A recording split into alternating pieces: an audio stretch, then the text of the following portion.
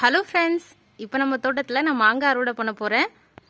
இப்போல்லாம் மார்க்கெட்டில் வாங்குகிற மாம்பழங்கள் எல்லாமே டேஸ்ட்டே இல்லாமல் ஒரே சப்புன்னு இருக்குது. அதுக்கு காரணம் வந்து அது ஏதோ ஒரு மருந்தெல்லாம் வச்சு பழுக்க வைக்கிறாங்க. அதனால் நம்ம வீட்டில் ஒரு மாமரம் இருந்தால் அதிலிருந்து காய்களை அழகாக பறித்து நாமளே பழுக்க வைக்கலாம். நிறைய பேருக்கு மாமரம் வீட்டில் இருந்தால் கூட அதிலிருந்து காய்களை பறித்து பழுக்க வைக்கிறது எப்படின்னு தெரியல. நிறைய வேஸ்ட் பண்ணிடுவாங்க. இப்போ வந்து எப்படி பறிக்கலான்னு பார்க்கலாம் வாங்க.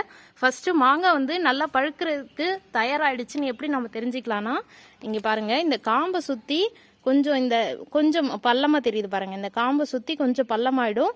அப்படி இருக்கும்போது மாங்காய் வந்து நல்லா முத்தி இருக்குன்னு அர்த்தம். இந்த ஸ்டேஜில் வந்து நம்ம பழுக்க வைக்கிறதுக்கு பறிக்கலாம். அதே மாதிரி காய்களுக்கு மேலே பார்த்தீங்கன்னா ஒரு மாதிரி வெள்ளையாக மாவு படிஞ்ச மாதிரி இருக்குது பாருங்கள், துடைக்கும் போது தெரியும். இது மாதிரி இருக்கும்போது காய் நல்லா முத்தி இருக்குன்னு நம்ம தெரிஞ்சுக்கலாம்.